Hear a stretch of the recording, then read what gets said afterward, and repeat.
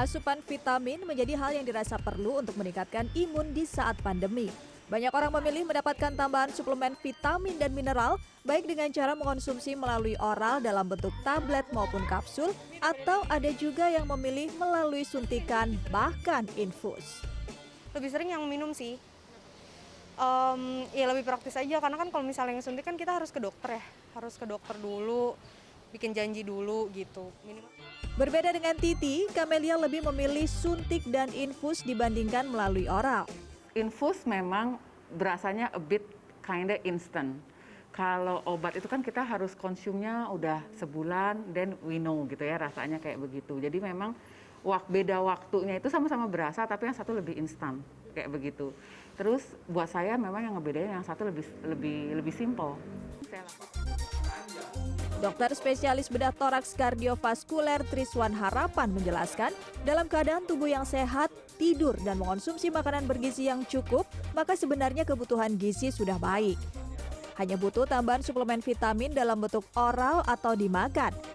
Ini pun dengan dosis kecil sesuai kecukupan per hari.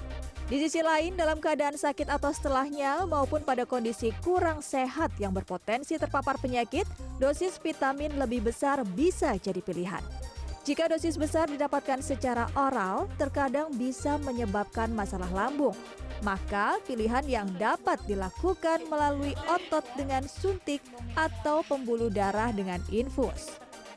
Suntik atau infus bisa dilakukan per seminggu, 2 minggu, hingga 1 bulan sekali. Penentuan suntik atau infus tergantung pada jenis vitamin dan dosis.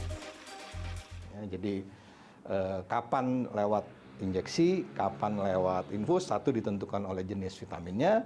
Nah, kedua dengan jumlahnya tadi. Tentu kalau jumlahnya besar, lewat injeksi di otot jelas tidak bisa, disuntikan di pembuluh darah juga kalau tidak dilarutkan dengan infus juga itu tidak disarankan. Karena nanti itu akan menjadi sangat konsentrate, pekat, ya, bisa menimbulkan beban tiba-tiba buat lever dan ginjal. Mungkin pasiennya setelah itu mual.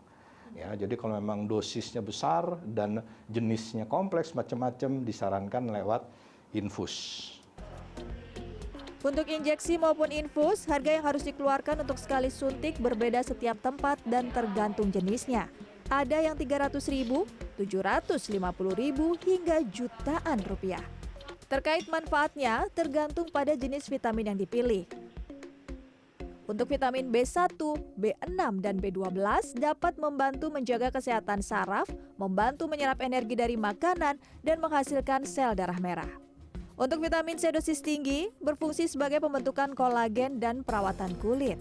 Sementara multivitamin berfungsi untuk menjaga jantung, hati, baik untuk rambut, kuku, hingga anemia. Kita bagi ada vitamin yang larut dalam lemak, ya, seperti A, D, E, dan K. Dan ada vitamin yang larut di dalam air, seperti C, B1, B6, B12, dan sebagainya. Nah, vitamin-vitamin yang larut dalam air ini tidak terlalu dikhawatirkan menimbulkan efek samping langsung, karena mungkin dengan pasien yang banyak minum dan sebagainya itu akan terbuang. Tapi buat vitamin yang larut dalam lemak, itu kita harus lebih hati-hati. Kalau jumlahnya terlalu banyak, itu akan ditahan di dalam tubuh dan dibuangnya lebih lama, sehingga itu menjadi beban buat terutama hati dan ginjal. Jadi, mana yang lebih baik, konsumsi vitamin oral atau melalui suntik? Dr. Triswan menjelaskan tidak ada yang lebih baik antara keduanya. Kembali lagi, tergantung pada kebutuhan dan keadaan kesehatan seseorang pada saat itu.